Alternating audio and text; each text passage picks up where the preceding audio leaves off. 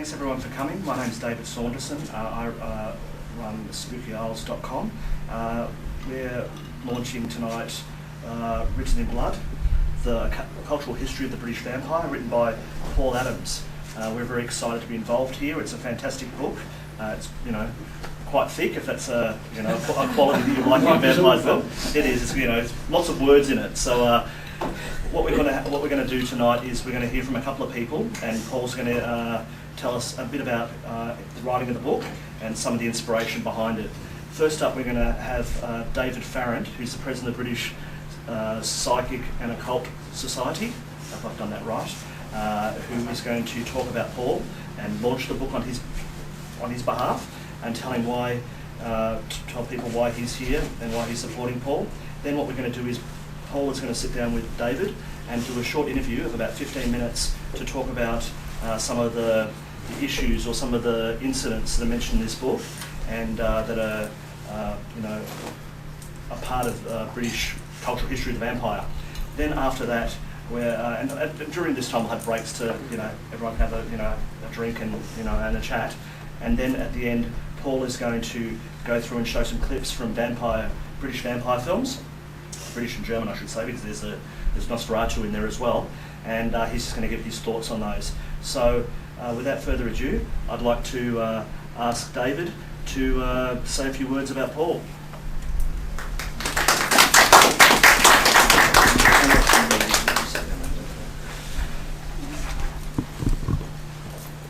I was just going to say, I'm only here. I'll just turn this off so people can about you.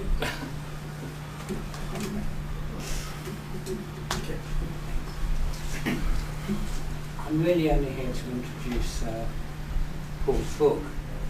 I'll tell you, I'm going to go on for a long time. I'll tell you very briefly how I met him. It was about a year ago, and he approached me because he was doing a book.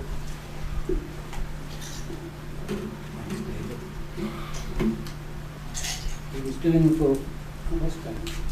I told you I speak quietly, don't I? He was doing a book on vampires, so that's fine.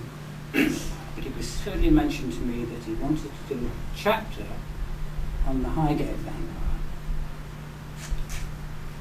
This was mostly by email, and at the beginning my heart sank. I thought, oh no, not another one.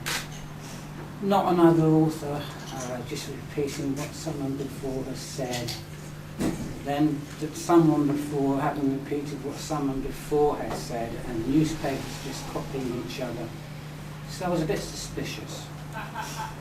But I did follow the contact up, and I spoke to Paul by email and said, yes, I was at the centre of a fair that case. And I agreed to meet him. And he subsequently came to my flat. And we had, I think it was tea, or could have been wine, I can't remember. And I said to Paul at the onset, I said, which I'll be saying to you again a little later, I'm so wary of doing that because I do not accept the existence of blood-sucking vampires. Simply do not exist. But then again, as I was caught in the centre of this circus back in 1970, I knew the guy was genuine. I knew he would be doing the chapter. And so I thought, well, at least I'll give him the true facts. I'll take a chance. I will. Incidentally, so many books have been published on Highgate Vampire. And people have told me about it. I haven't even seen them. I think he said bloody them, but anyway. I haven't even seen them. They're just repeats of nonsense out of old newspaper reports. Having said that, I thought, I want to give something about Paul. I sort of trust this guy. Don't ask me what it is. Maybe it's his eyes or something.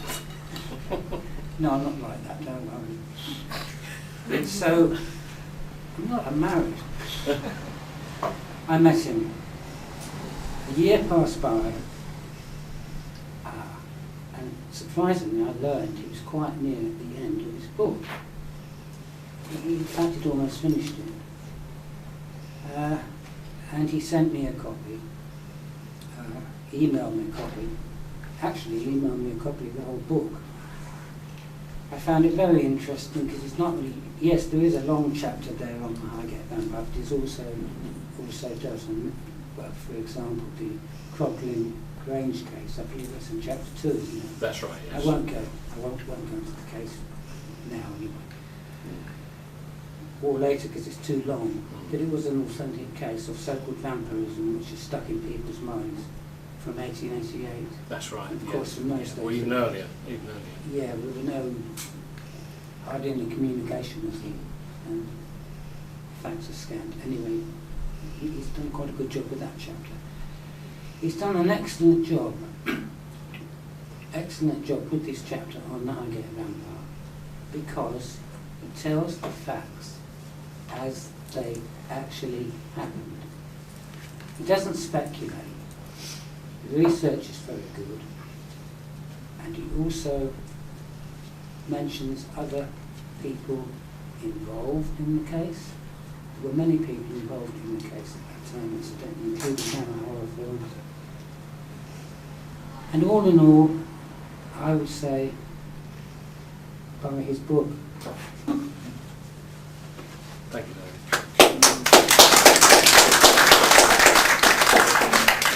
The seed of this book took place about 40 years ago, when on 15th of March 1974, at the tender age of 7, wearing, I think, a British Home Stores dressing gown, I was allowed to stay up by my father and watch the Friday film after news at 10, and it was then a recent, relatively recent film from Hammer, Dracula Has Risen from the Grave, and I was allowed to see this film. I had to go to bed, and then my father woke me up and I came down and I watched the film in my pyjamas, and then went back to bed.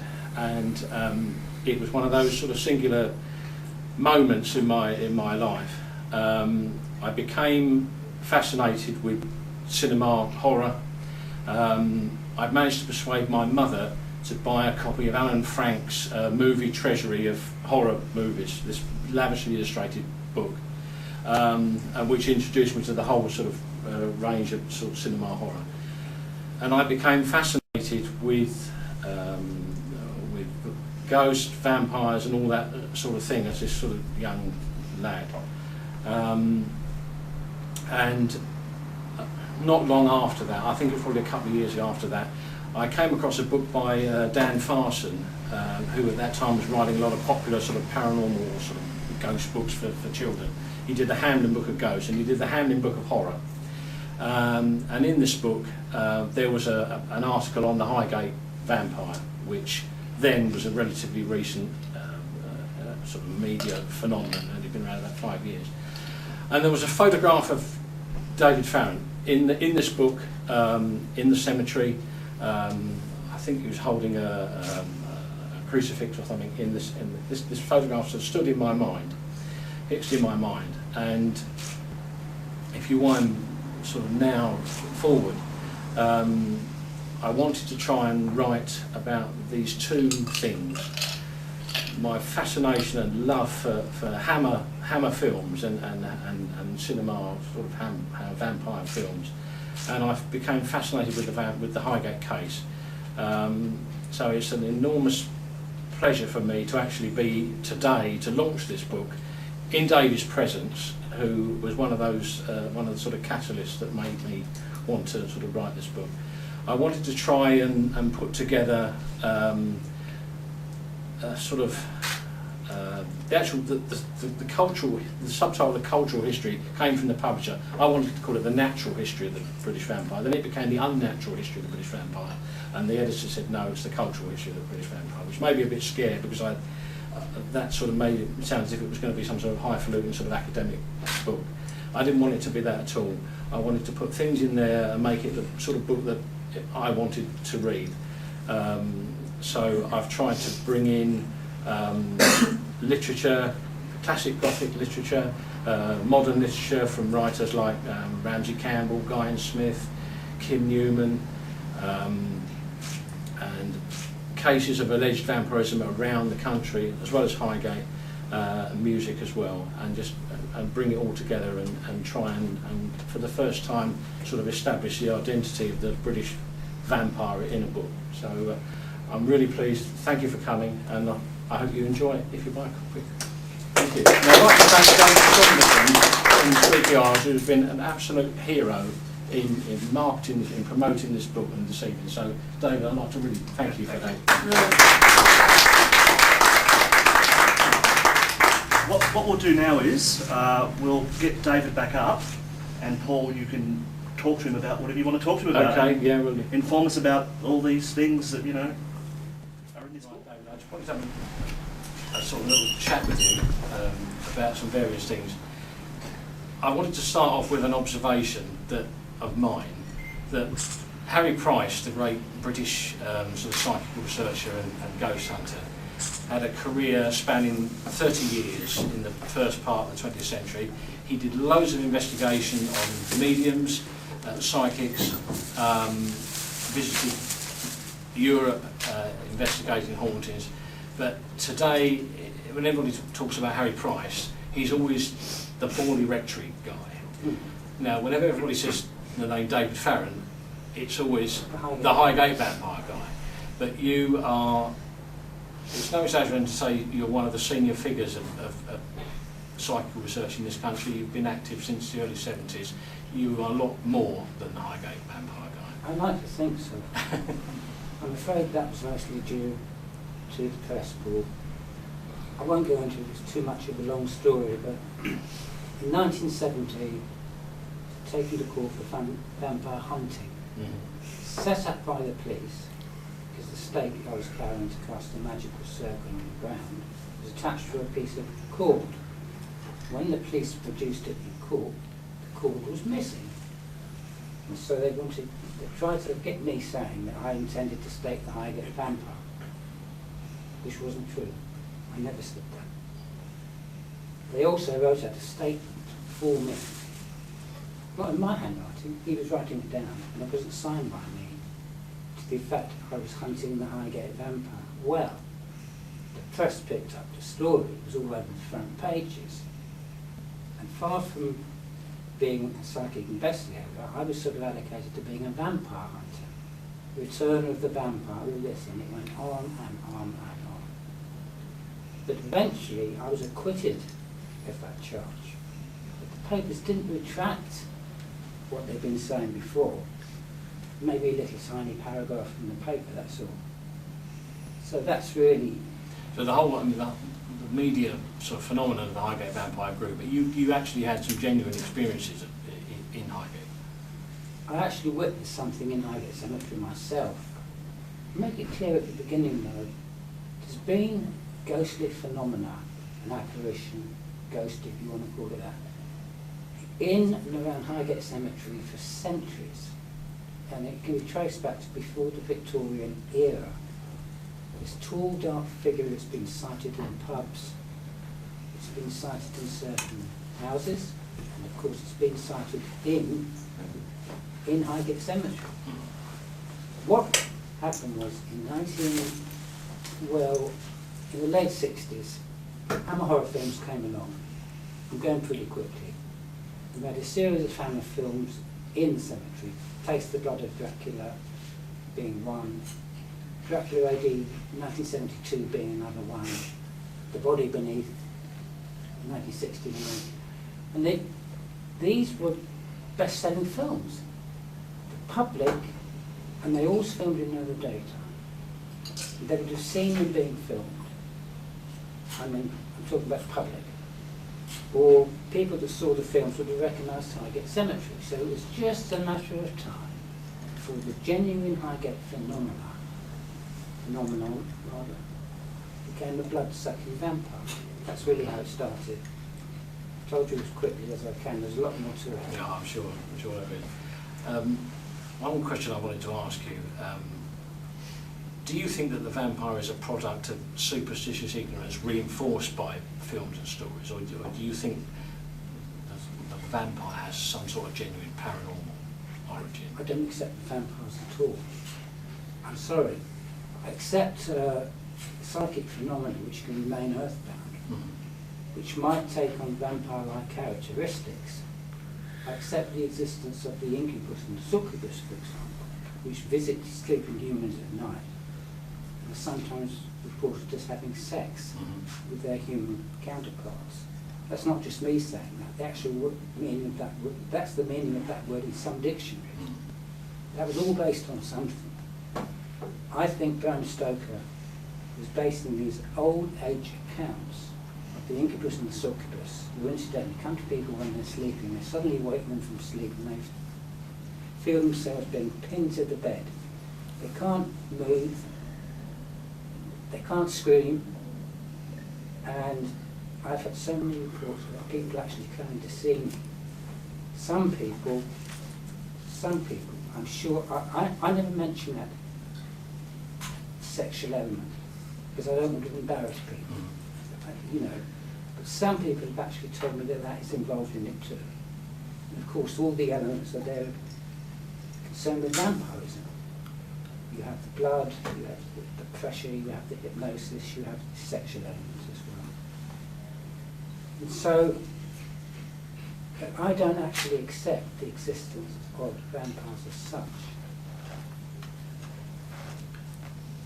You know, I said in a talk, not this particular pub, but for the spooky house last September. The one in Clerkenwell. Yeah.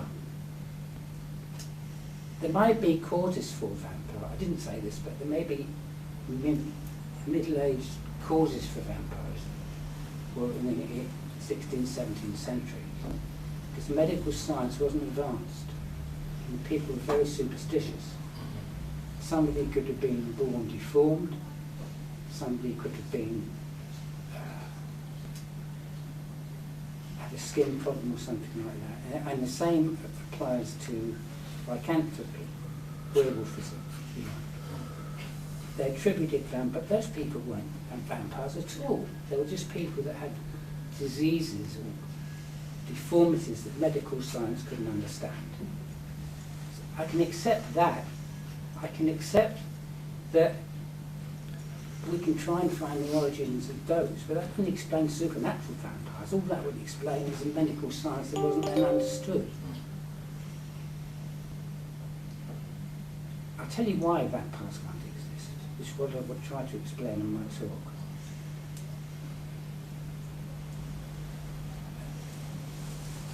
A physical dead body, once it's left that body, cannot return to it. It's impossible. Once our spiritual life force, it can't go back and re-inhabit that body. It's rather like a caterpillar turning into a chrysalis, and the chrysalis turning into a butterfly. They're progressive stages. They're not retrogressive stages. Yeah. That is why no, vampires can't exist. Now, a number of researchers like Colin Wilson and Michael Hallowell from up in Tyneside, they feel that poltergeist hauntings are created by non-human entities that feed off human energy. Now, could this be an explanation for some cases of haunting or sort of vampire-like phenomena? Maybe it's sort of similar to the incubus, succubus that we were talking about. Very similar, yeah. People have been describing these visitations at night for centuries now. I'm sure, as I said, Bram Stoker heard about these, and he based his whole concept of vampirism on this. But they're not vampires. They're spiritual forces, albeit forces which are not understood. Not understood by the human mind, anyway. But I wouldn't say it affects those beings or entities. And I don't know what they are. I'm not trying to say I do. The incubus and the succubus. So you feel they're actual some sort of entity type creature that, rather than a lot of poltergeist activity in the past has been put down to sort of unconscious movement of objects by sort of human activity. Well, I've done that myself. I've said that a lot of poltergeist cases can be caused by unconscious levels, deeper levels in the human mind itself. And I've said that the one thing that blocks those levels is the conscious mind. It is, I'm talking about the everyday thinking mind that we all use, all of us, to eat with, to look at each other with, to understand each other with, to sleep with. That is the mind I'm talking about, that actually acts as a block to deeper levels of consciousness. It stops them coming to the surface. And that's why we find most of these visits by the, if you like, incubus and succubus, or this poltergeist activity takes place at night when the human mind, the human brain, the conscious mind is sleeping, allows these other forces to come to the surface and have the effect, whatever effect they're going to do. Slam a door, open a window, make a light bulb go out. So, but I still repeat, there's no such thing as blood-sucking vampires. Now, you're known for your involvement in Wicca and ritual magic. Now, you've been initiated into Wicca since the mid-60s. So I'm sort of linked with that question I've just asked. Do you feel that sort of success of magical ceremonies depends on the will to believe, or have you had evidence for the existence of sort of non-human presences and entities and things like that? A lot of magic depends on the will. Only the will, the human will, or aided. Rituals, spells, they're aided by the human will. But having said that, something else is important. I just thought of it when you brought it up. Magic, in reality, is neither black nor white. It is neutral. Now, the ancient Wiccans understood this. It is just a force in the universe. Forces, nature and in the universe. But it can be conjured, it can be tapped into. Where you have the confusion here is, if that magic is used to harm someone, injure someone, or even cause death, or to material gain, it's classed black. If it's used to heal somebody, to help somebody find friendship, to progress spiritually, it's termed white. But in either case, there's no such thing as black and white magic. Force itself is neutral. There is such a thing as Satanism, but I won't go into that in a moment. That's people that actually use the darker side of this magic. And again, they do it for very deep, wrongful purposes. Now, you've been involved in sort of psychic investigation for many years. What are your current views on the sort of on the current state of paranormal investigation? There's been a lot of media exploitation over the past 10, 12 years. Do you think that's helped? Has it helped to raise the profile of psychical research, or has it hindered it? Certainly raised it. I would say it's hindered it to a great degree, because nowadays, you're going to look at the internet, or television comes to that matter, and you'll see that groups have changed. They've now changed their sort of policy, their methods, if you like. They're using all this digital technology to take to a house on investigations, stuff that I can't even understand. I wouldn't know how to use it.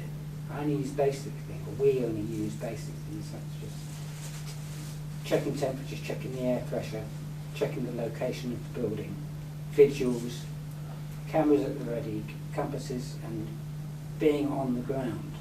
That's how we investigate, which most of those take more in the summer, incidentally.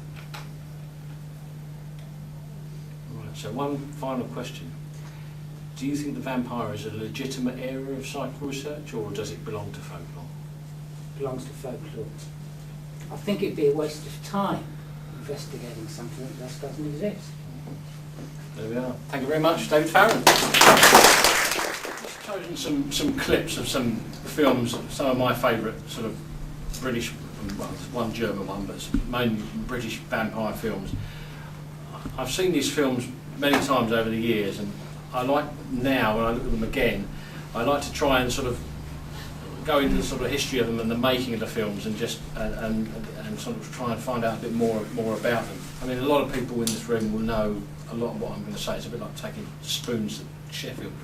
But the first one is an old favourite. It's Nosferatu, and this is a sort of a weird little Nosferatu in 4 minutes. On the end there, Dave. In the end, where is it? That's it, yeah. Right.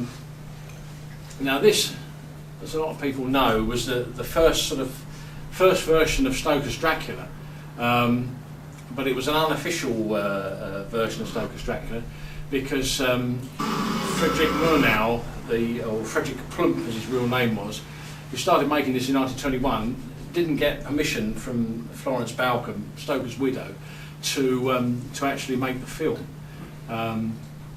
So he changed all the names. Count Dracula becomes Count Orlok, who's played by Max Schreck. The Jonathan Harker character is Thomas Hutter, and Van Helsing becomes a sort of a minor character. This is a wonderful shot. Look at this. That is so evil. Expression on his face, and the hand's going to come over the edge.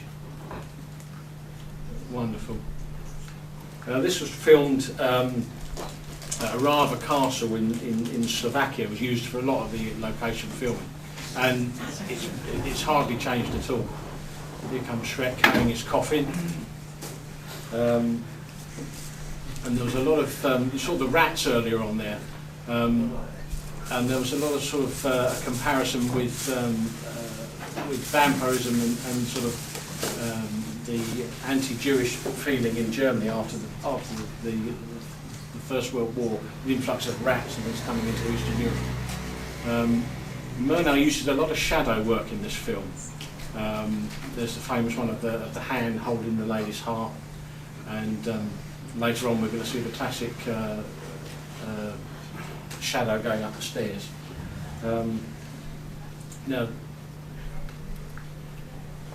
Now when this film came out, Florence Balcom, Stoker's widow, actually sued Murnau, and the court case dragged on for several years.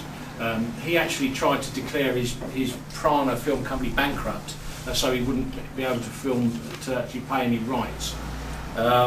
In July 1925, the court decision was that every copy of this film should be destroyed, but luckily copies did survive, and a lot of them have been remastered and modern sort of soundtracks added on. Max Schreck's actually names means terror. Here's a good shot use of shadow. You've got sort of weird sound effects on this, haven't they? Yeah. Sort of groans and creaks and stuff. But in the original Dracula, Dracula isn't actually destroyed by sunlight. He can actually move. His powers are limited, but he can actually move around. And Murnau actually is the one, as far as I can establish, who actually showed that the vampire could actually be destroyed by being exposed to sunlight, and you'll see that at the end of the film. But these locations are wonderful. Now he's going down into the crypt, and this is a sort of recreation of the scene in Dracula where Harker goes down into the crypt, and we're going to get Murnau's version of what Stoker calls the basilisk glass of the basilisk horror, when he opens the coffin, there it is, and sees the Dracula character inside.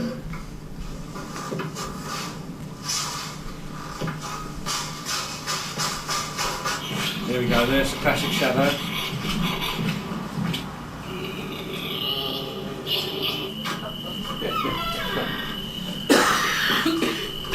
And she's enticed the warlock into the thing, and here we are.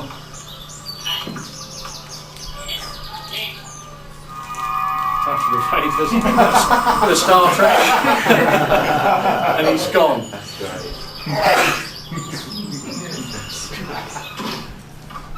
Unfortunately, that film was actually subtitled A Symphony of Horror, and it was a sort of a symphony of horror for Murnau. He died in 1931 in a car accident in America, and Max Schreck, who played the wonderful Count Orlok, he died in 1936, aged 56 of a heart attack. So that was the first one. The second one I wanted to share with you is the Lugosi Dracula from 1931. And this was filmed by Todd Browning, based on the Hamilton Dean stage play. And this is the classic introduction. This brings in all the... I am Dracula. And ever since he said those words, all that, this lilting It's really Hungarian accent becomes such a I part don't know of what happened to the cinema driver and my vampirism. luggage and well, and with all this, I thought I was in the wrong place. I bid you welcome. Well, this is the film that H.P. Lovecraft walked out of and said it was crap.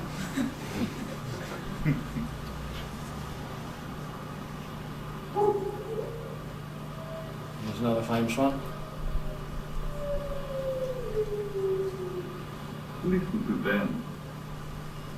Children of the night. What music they make. Later on in this film, there's actually in this clip, there's actually an armadillo wanders past. I don't quite know what it's doing in there. You don't actually see it in this clip, but and they actually made a Spanish version of this film at the same time. The Gosi and Edward Van Sloan and everybody filmed on the set during the day, and then at night time, Spanish cast came in and they made a Spanish version of the same film.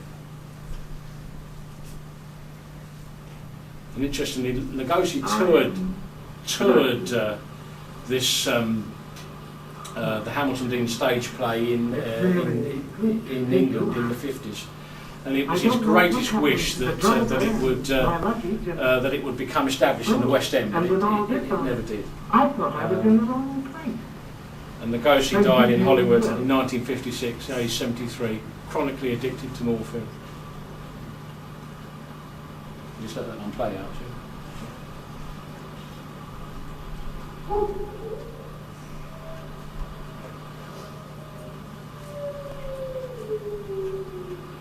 Listen to them.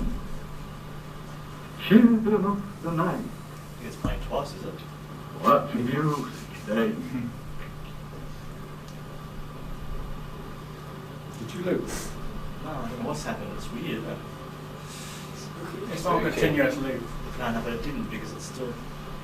Oh well. Okay, so There's a double bill of Lugosi. double bill. You got double bill. W back there. All right. Okay. That's your next bit.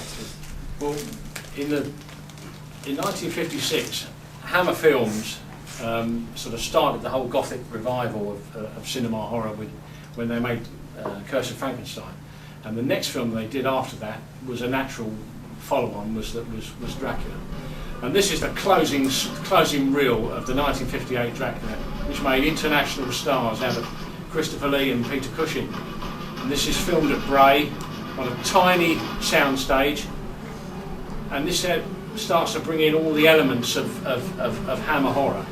Now this is a bit of a treat.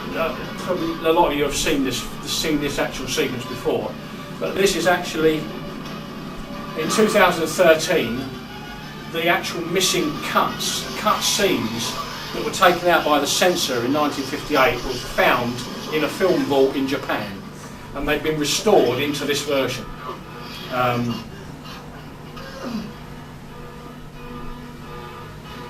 And this film sort of brings together a sort of a team of personnel behind the camera. Terence Fisher, the director, Len Harris, the cameraman, Jack Asher, the lighting supervisor, and James Bernard's music, which for me is such a part of these films. And this is a complete improvisation at the end of this film. The script just said that he gets a crucifix out and forces Dracula into the sunlight, and Cushing improvised this whole sequence with the candlesticks and the drapes all on the set. Now we start to see some of the extra bits that were taken out in 1958.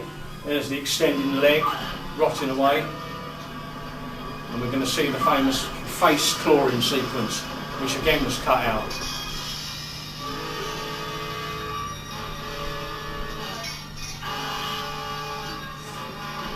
hand disintegrating and the face claw coming up. It was really badly damaged by water, but they've done an amazing restoration job on it.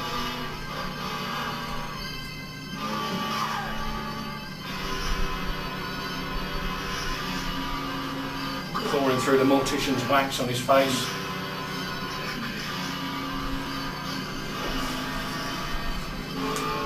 And in my book I talk about the importance of the scriptwriter of this film, Jimmy Sangster, who to me was the architect of the revival of Gothic horror in the British cinema.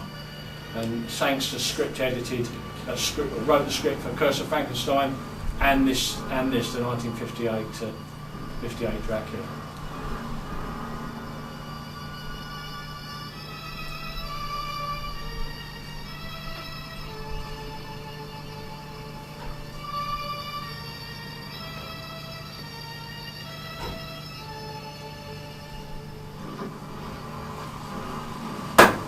This whole scene was reprieved when they managed to persuade Christopher Lee to come back and play Dracula in 1966 or 65, 66 for Dracula Prince of Darkness, which we'll see shortly.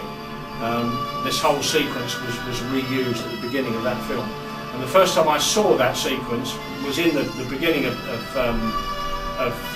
Prince of Darkness. It was again in 1974 on a tiny black and white portable on a caravan in Bognor Regis when I was on holiday, and I have fond memories of watching this on this tiny thing and seeing this amazing film, which has sort of been with me ever since, really. The Hammer went on and they made a sequel. Well, they made Rise of Dracula, which had Cushing in it again. And then in 1962 they did Kiss of the Vampire, which was an original screenplay by Tony Hines. And here, and this is the opening, sort of quite a long extended scene, the opening of the film, and it brings in all the elements that Hammer were perfecting in their films.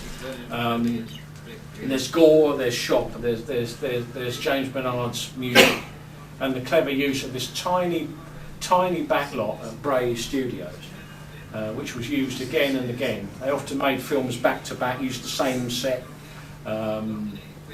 doubling things up. Now this sequence was actually from a redundant script called The Disciples of Dracula, which Jimmy Sangster wrote and pitched to Hammer, but they never used. And it created one of the sort of unsung, sort of little remembered vampire hunters, who later on in this film is played by Clifford Evans, called Professor Zimmer.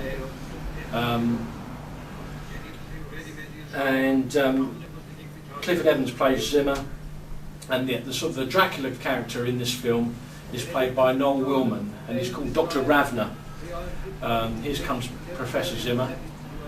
They're actually burying the body of his undead daughter, who ran away to the city and become a vampire. And he's now going to give her a comeuppance. Now, one of the big important, for me, the important aspects of Hammer film is the music of James Bernard. And he often used to create a sort of a Wagner-like leitmotifs with his music, by using the syllables from the titles of the film or the characters in the actual films. That big motif of Dracula he used to great effect, and you'll hear one in this scene when the spade goes into the coffin. The orchestra really goes to town on a phrase. It's just Dr. Ravner, and he builds it up and builds it up and builds it up. And it's one of them. But then he changes it, because the music changes into a piano piece, which is known to sort of Hammer fans as the Vampire Rhapsody. James Bernard sort of classically called it the Tooth Concerto. But they wanted to put something in, and it's a bit like, there was a film done during the war called Dangerous Moonlight, which involved some Polish officers, one of whom was a concert pianist. And the composer, Richard Adensel, wrote the Warsaw Concerto, which was just about a 9-minute sort of Rachmaninoff type sort of piece of music. And this is the Hammer's version of the Warsaw Concerto in this film, the Vampire Rhapsody, which you're going to hear once the orchestra finishes, after he finishes this staking.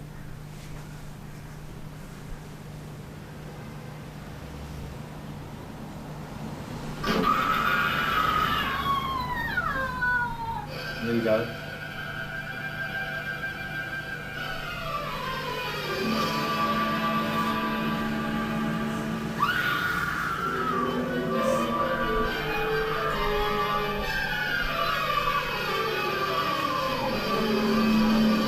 Comes a Dr. Radner theme.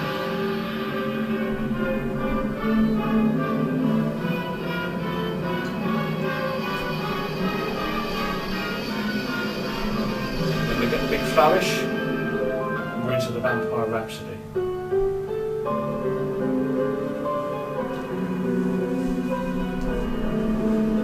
And the end of this film actually uses as a sort of a back. The character of Professor Zimmer is quite an interesting character. I like him actually more than Van Helsing. He's a sort of he's not quite shy to use sort of occult forces and sort of black magic to destroy the vampires, as well as the sort of traditional stakes and things like that. And at the end of this film, he summons a huge swarm of vampire bats which swoop in and destroy Radner and his sort of disciples. And that was the end of the original Disciple of Dracula script that was unused and unfilmed. And Tony Hines, who used to write under the pseudonym of John Elder, he sort of cherry-picked these best bits into this film. And this is quite a nicely, quite an admired one from an early Hammer at Bray.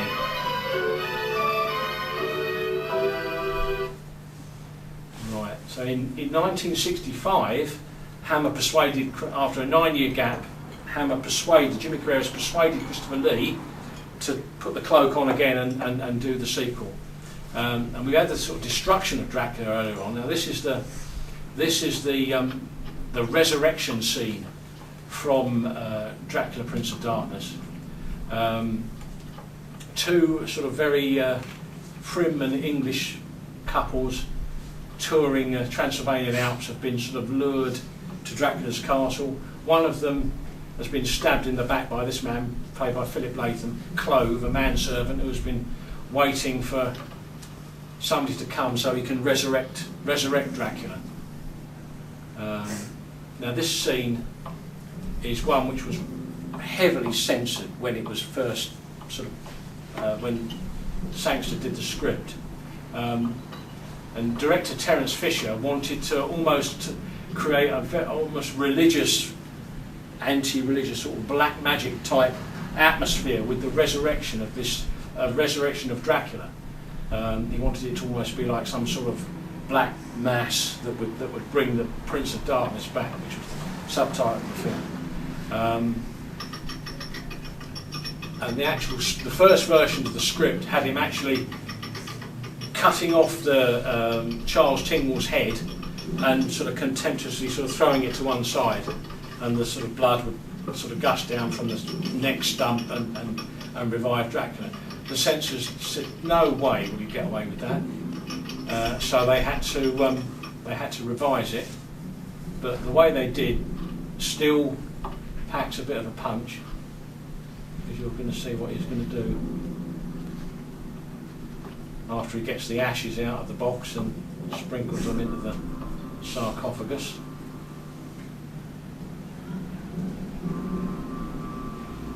This film was Hammer started to run out of money when they were making this particular film, so they made Rasputin, the Mad Monk.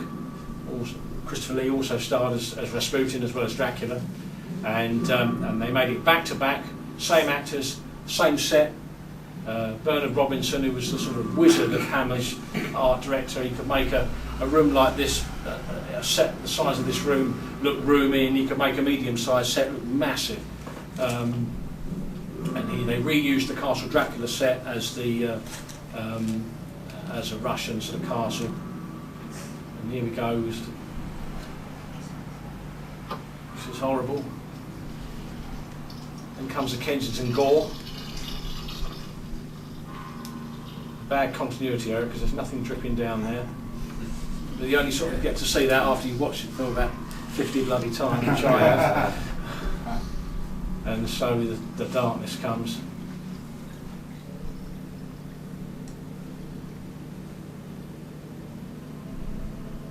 Dracula is actually made out of copydex and string. But again, James Bernard again, building up the tension with his he used a lot of gongs and things in this and cymbals shimmering in the background, and when Dracula appears there is this massive chord from the whole orchestra which announces that Dracula has returned. And this is one of the sort of lots of dissolves here by Les Bowie, who was one of the Hammer's big special effects guy, and did some incredible glass paintings for some of the exterior shots.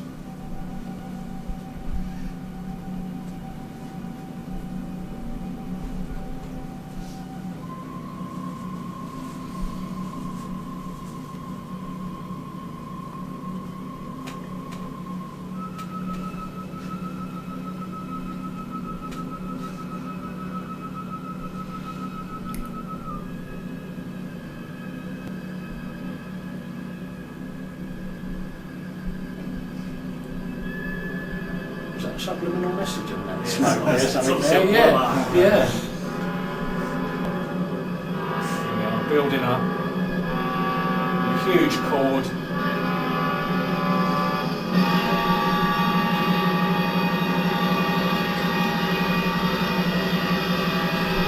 And Lee's back. It's looping again. Yeah. But after that film, they persuaded Lee to come back as Dracula. He did Dracula's Risen from the Grave, which was the one that I saw when I was 7, and then they did Taste of Blood of Dracula, which, as David has mentioned, did some location filming in Highgate Cemetery, and they did a truly awful sort of remake of the first 58 Dracula as Scars of Dracula, which is absolutely diabolical. But funnily enough, it's the one film that's got the most lines of Stoker in it in the whole of Hammer's Dracula series. It's even got the wall crawling sequence in it, you know. And then a film came out in America, Count Yorkshire Vampire, which brought Robert Quarry as a sort of Dracula figure into modern day America. So Hammer thought that they would have a go at doing something like that, and they created Dracula AD 1972. Now this is the trailer for AD 72. I'll just let it play out because it's got some fun sort of things in there. The screen has ever seen.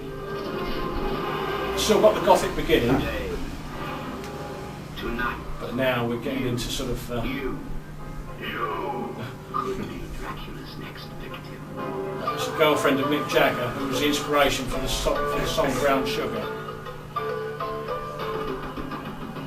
Small Faces were going to be the band, but instead they used this like Stone Ground. Now that's Johnny Alucard, the disciple of Dracula, which is it based on you, David, or isn't it? A lot of people say that David Tarrant is the inspiration for Johnny Alucard. It didn't come from me. Because this is only about 2 years after Highgate had made sort of newspaper headlines around the world. You who witness it must swear before the name of the devil to keep it secret. Who knows about vampires and Gothic? My grandfather died.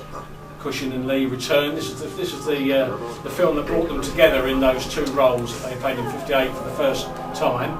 The year is 1972. A leap year in horror. A vintage year for vampires. The vampires hang around the laundromat.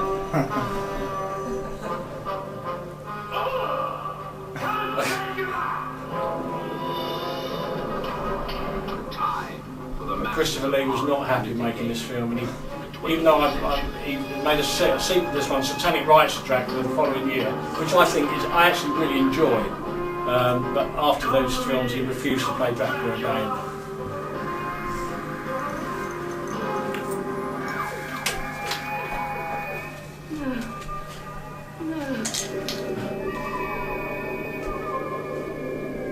of black magic stuff in here as well.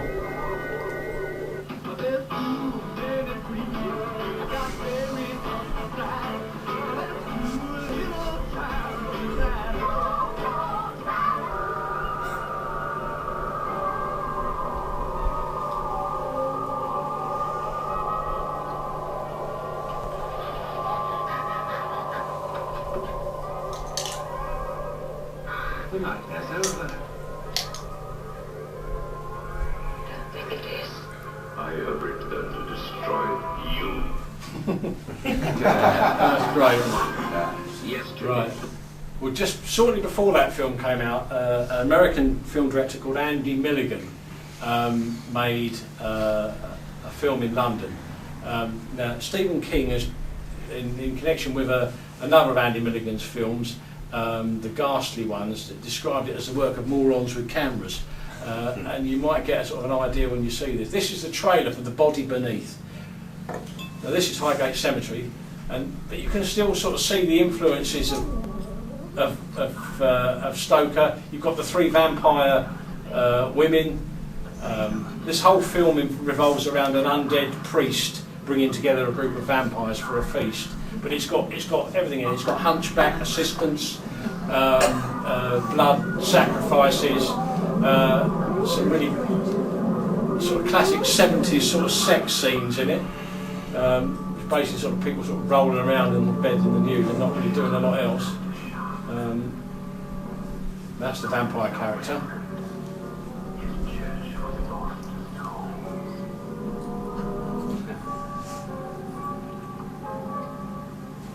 There's a recreation of the sort of classic scene of Harker and the three vampire women.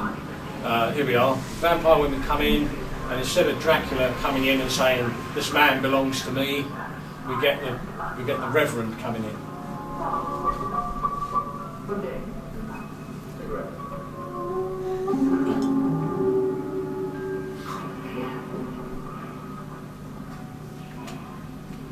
Nice line in roll necks.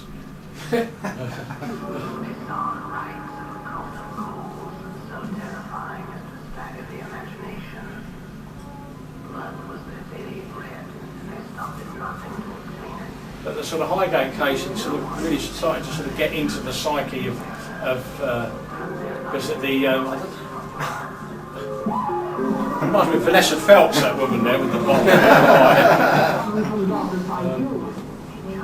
But the poster said that it was, filmed in the graveyards of England. That was a marketing tag on the poster, and the opening parts of it. There's about a minute and a half's worth of Highgate right at the beginning, and you can see how dilapidated the cemetery was at that time in the sort of screen. Here we go. Here we go. Sort of Richie Blackmore look-alike.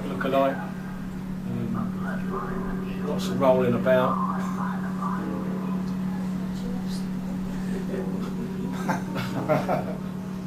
Famous leg shot and feet.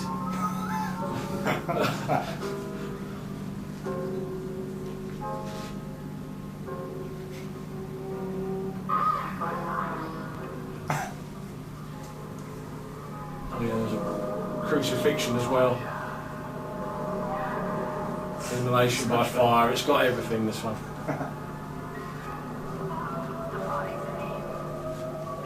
George Romero type sort of influences there. Night of the Living Dead had just come out in 1969, so around about the same time. So yeah, it's well worth checking out, The Body Beneath. But the last film I wanted to show you was one of my absolute favourites. I think it's the most darkest, disturbing film that Hammer ever made. Vampire Circus. They tried several times to sort of reinvent the vampire theme. This one involves a travelling circus of vampires who come into the sort of town to resurrect this chap, Count Mitterhouse. This film has got everything. It's got child murder, plague, pestilence, beheadings, wild animal attacks. It's the most bleakest, darkest film I think Hammer have ever made. But it had a wonderful soundtrack by David Whittaker, and this is part of the prologue. This is just a sort of collection of different scenes from it. This is one of the vampire sort of women in an animal form.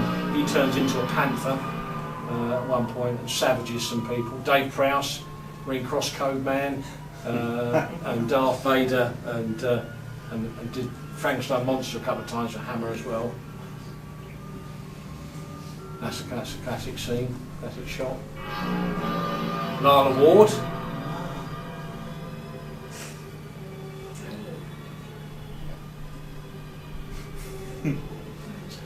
Classic lining for teeth. At the end of this film it's like the end of Romeo and Juliet. At the end of this film, everybody dies. There's vampires and humans alike. The crypt of sort of Mitterhause's castle is littered with bodies at the end of this film. The Hammer tried different themes. They used a sort of Witchfinder General type theme with Twins of Evil. They made Vampire Lovers with Ingrid Pitt. But for me, that's the most gruesome one of all. So thanks very much. I hope they found that sort of interesting and well worth checking out.